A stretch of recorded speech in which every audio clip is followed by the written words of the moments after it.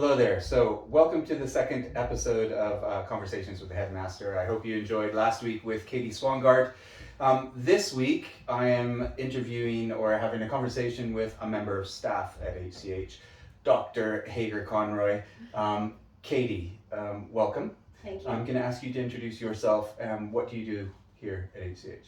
I'm Katie. I'm the Latin teacher here at Hampton Courthouse. I'm also the assistant head of pastoral care, and I'm on the safeguarding team as a deputy DSL. Perfect. As I asked Katie last week, what's the best thing about Hampton Courthouse? And specifically from your perspective, you worked here for how long? 7 years. 7 years. So in your 7 years here, what do you think is the best thing about HCH and being, what's it like being a member of staff here? I mean, it might sound a little bit like a cliche, but honestly, the best thing about HCH is the relationships between the staff and between the teachers and the students. Although, I mean, the fact that the students call us by our first names, it really does foster a real relationship. And so at the beginning when you said Dr. Hager Conroy, that actually felt weird to me because I'm so used to having these quite close and human relationships that are based on respect of a human being rather than a teacher student. You know, I mean, that's of course there, but it's really about seeing each other as fellow humans. Brilliant. Anything else about HCH that you like? Yeah, I mean, just that there's always something new to learn. You know, we teach all kinds of really cool subjects. I can go and have a chat with Tom Cleary about what he's doing in geography, and I'm always learning something new. I can go and have a chat with Thomas about what he's doing in Zoo Club and learn about the kind of creepy insects that he has that are really, really cool. You know, and it's just so dynamic. I mean, my children go to this school and I get to see them during the day, which is of course amazing. And the fact that we are a coherent school that goes from daycare all the way up to sixth form, you know, that's also, I mean, you really can see how much the students progress, you know, having been here for 7 years, you can really see, you know, some of the students that I first met in year 5 are now in year 11, and it's amazing to see how much they've grown in that time. Brilliant. Super. Thank you. We have just been honored a prestigious award called the Wellbeing Award you spent the last 2 years driving this. It was really your baby.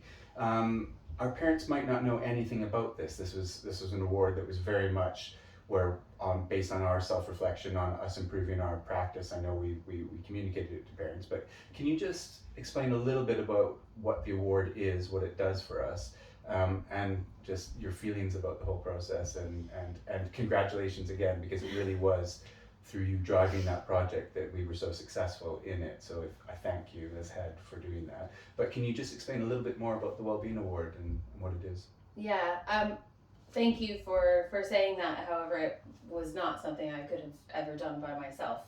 So there's a lot more people involved than me, and everyone who was involved with it and is still going to be involved with developing and thinking about and prioritizing well-being.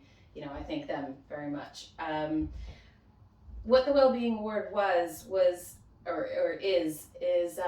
we did a well-being survey in February 2020, which was just kind of a general survey about sleep, happiness, you know, different types of things that can affect your well-being, and of the students and of the staff. And from that, I started looking around for, okay, we have this data, we know what we need to do.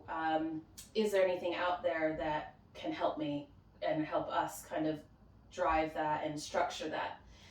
So I came across the Wellbeing Award, which is something put together by Optimus Education.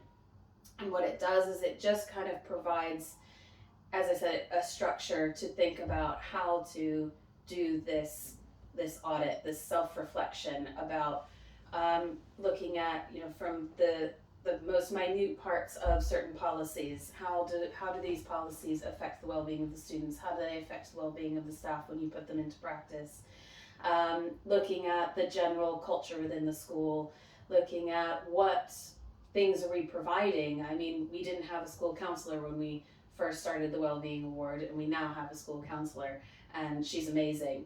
You know, there are different aspects of mental health education that we didn't have prior to the Wellbeing Award that we now have, or bringing in the PSHE program from Jigsaw that includes emotional literacy is a really important part of, you know, being able to, of the students having the power to think about and protect their own well-being, because we can easily talk about physical health. You know, it's easy to talk about what makes you healthy physically in terms of food or sleep or exercise, but mental health feels a lot more murky. And if we can empower the students to be able to know and be as clear about how to take care of their mental health as their physical health, you know, then we're just setting them up to be really amazing, well-adjusted adults who can deal with whatever gets thrown at them. Brilliant. So. Brilliant. Sounds perfect. Now, talking about things thrown at them, Katie just came back while the rest of us were having a well-deserved break during half term. Katie went to the Arctic training expedition with 24 students. 24 students from years 9 to 13. 9 to 13. Yeah. Can you tell us a little bit about that and just what it was like? Yeah, I mean, this was also a project of 2.5 years. So we started doing survival skills weekends with Matt Barnsley, who runs Polaris Outdoor, a few years ago. And I learned more about Matt, and I went on one of the survival skills weekends, and I was like, this is amazing. I mean, it's certainly nothing I knew before, and I felt really empowered from that. And then I started looking into other trips that they run, and this particular one just sounded like an amazing experience, going to Finland, about 200 kilometers inside the Arctic Circle, and learning how to survive in a really harsh environment. And it's not just about the skills that the students learn in terms of how to stay warm, what to do, what are you looking for, what do you need to prioritize in terms of food, shelter, or warmth, you know, but also what they learn about themselves through this experience. So this trip was originally supposed to go in April 2020, which obviously didn't happen. And then it got postponed several times, and finally we were able to go in February this year. And it was such an amazing experience. The first 2 nights we saw the Northern Lights, Wow. which was a huge bucket list item of mine. You know, the students were, they built snow caves and they slept in them, which is not, I mean, even I was a bit nervous about the idea of that. I didn't put myself out there to do that, and they did, which was pretty amazing. Wow. We went snowshoeing. They learned how to navigate in the snow. It was such an amazing experience, and the students were wonderful. You know, they were there for the experience, and they were ready for whatever was going to be thrown at them. It's really great, and what I love about these trips is so they're learning the resilience, they're having this amazing experience, and so many I know from past experience with students, it'll be one of the memories that they'll have for the rest of their lives. So I really thank you for taking our students on that trip. It's fantastic. 7 years you've been here, so you would have had a lot of experiences. Can you think of a most memorable experience in the past 7 years that really embodies what it is like for those people that don't know the HCH community, for example, but even for our current HCH community, what is one of your favorite memories of working here? So I have kind of general memories, which are, you know, especially during summer term here, when everything just comes into bloom, and we take our lessons outside, and, you know, you have lunch outside, and just the atmosphere is, it feels like, you know, you feel rejuvenated, and it's very much about the site and the people that are around you as the trees and the flowers. But I think one of my favorite and most memorable experiences here was a few years ago when it was the humanities department was putting on Cuban Revolution Week, and they had a salsa dancer come and teach during an assembly. An after lunch assembly, they were teaching this. He was teaching the students how to salsa dance, but the teachers that were there were also enjoying this so much that we spent about 20 minutes. We were all a little bit late to period 5, but we all spent about 20 minutes just laughing at ourselves.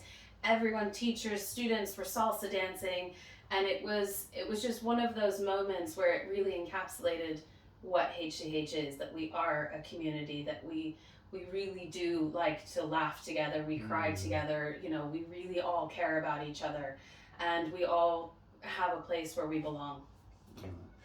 That's lovely story, and it really resonates with me as well what you're saying about the site, and with today being one of the first kind of days where it felt a little spring-like, and everybody outside in the sunshine, and I'm looking forward to it warming up and being outside all the time. That's really cool.